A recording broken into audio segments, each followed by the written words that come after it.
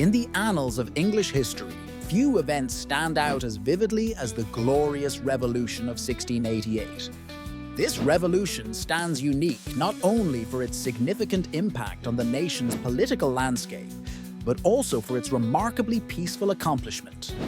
Today, we delve into the story behind this bloodless coup that fundamentally transformed England, ushered in a new era of governance, and established the bedrock of parliamentary sovereignty that continues to hold sway even today. Our narrative begins in the early years of the reign of James II, a staunchly Catholic monarch ruling a predominantly Protestant England.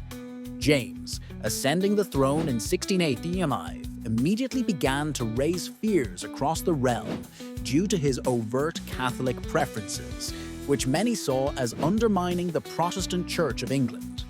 His policies, aimed at granting Catholics more power and involvement in governmental affairs, alarmed key segments of society, notably the Protestant nobility and influential members of Parliament.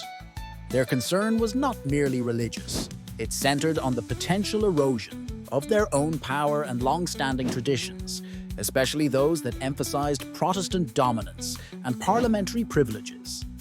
Tensions came to a head in June 1688 when James II and his Catholic queen, Mary of Modena, had a son, James Francis Edward Stuart. This birth presented the terrifying prospect of a Catholic dynasty, as their son was set to be raised and educated as a Catholic, ensuring the continuation of the king's unwanted religious policies. For many influential figures, this was a line in the sand. An action had to be taken, lest the nation's religious and political equilibrium be permanently altered.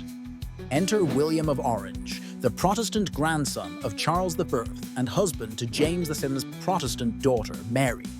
Seen as a beacon of hope among the Protestant nobility, William was viewed as someone who could rescue the monarchy from the jaws of Catholicism.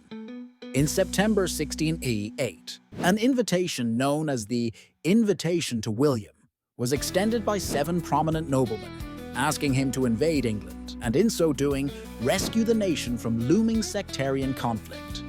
William accepted the proposal. By November 1688, he sailed from the Netherlands to England, arriving with a formidable force. Yet, in an extraordinary twist, the campaign against James II became unnecessary. Facing William's invasion, deserted by his own ministers and generals, and recognizing a widespread lack of support from the people, James chose flight over fight. He fled for France, effectively leaving the throne vacant. This remarkable sequence of events unfolded without the shedding of blood. At least, not in any substantial measure, earning the revolution its well-known moniker, the Glorious Revolution. The aftermath of James's departure was significant.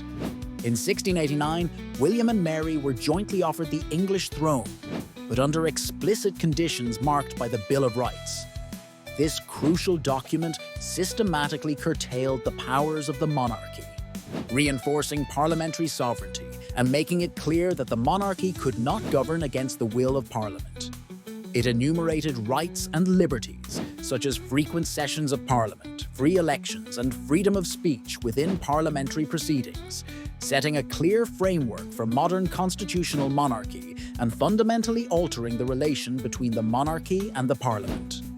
The Glorious Revolution thus marked the dawn of a new era, the foundational shift from monarchical supremacy to parliamentary rule, paving the way for modern democratic principles and the rule of law that came to flourish not just in England, but across the world. It exemplified the power of political pragmatism, negotiation, and shared interest with minimal conflict. In conclusion, the Glorious Revolution was more than a mere change of rulers.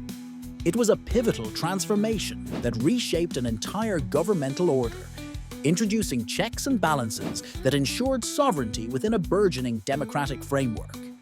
As we reflect on this momentous chapter, we see it as a testament to how profound change can emerge from principled negotiation rather than through destructive war, a lesson that reverberates with deep relevance even centuries later.